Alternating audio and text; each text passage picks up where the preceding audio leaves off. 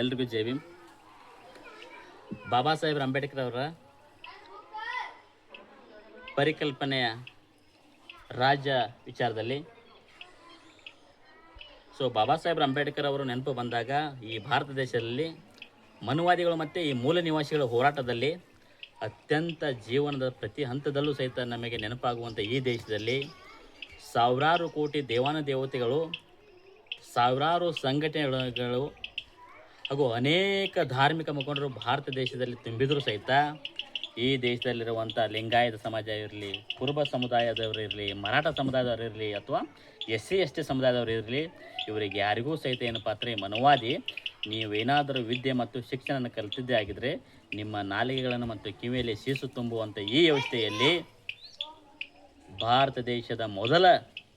ಶಿಕ್ಷಕಿ ಹಾಗೂ ತಾಯಿ ಬುದ್ಧರನ್ನು ಅಧ್ಯಯನ ಮಾಡಿರುವಂಥ ಜ್ಯೋತಿಬಾ ಫುಲೆ ಅವರು ಈ ಭಾರತದ ಇತಿಹಾಸವನ್ನು ಮರಳಿ ನೆನಪಿಗೆ ತರಬೇಕಂತ ಹೇಳಿ ಜ್ಯೋತಿಬಾ ಫುಲೆ ಹಾಗೂ ಮಾತೆ ಸಾವಿತ್ರಿಬಾಯಿ ಅವರ ಮುಖಾಂತರ ಭಾರತ ದೇಶದಲ್ಲಿ ಮೊಟ್ಟ ಮೊದಲಿಗೆ ಶಿಕ್ಷಣದ ಅಕ್ಷರವನ್ನು ಗುರುತುಪಟ್ಟಂಥ ನಮ್ಮ ಪೂರ್ವಜರು. ಸಾವಿತ್ರಿಬಾಯಿ ಫುಲೆ ಅವರ ಪಟ್ಟಂಥ ಕಷ್ಟಗಳನ್ನು ಮತ್ತು ನೋವುಗಳನ್ನು ನೆನೆಸಿದ್ದೇ ಆಗಿದ್ದರೆ ಈ ದೇಶದಲ್ಲಿರುವಂಥ ನೌಕರಶಾಹಿಗಳು, ರಾಜಕೀಯ ವರ್ಗ ಮತ್ತು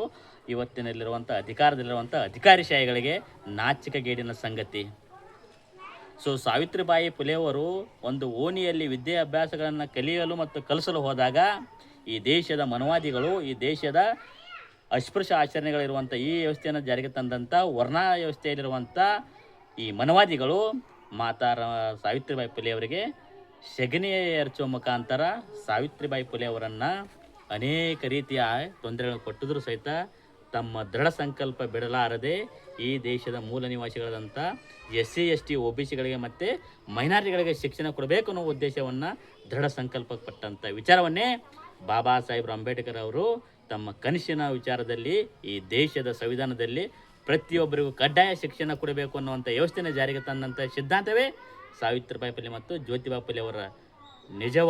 ನೈಜವಾದಂಥ ಗುರಿಗಳನ್ನೇ ಬಾಬಾ ಸಾಹೇಬರು ಜಾರಿಗೆ ತಂದಂಥ ಈ ಸಂವಿಧಾನ. ಜೈ ಭೀಮ್, ಜೈ ಪ್ರಬುದ್ಧ ಭಾರತ್.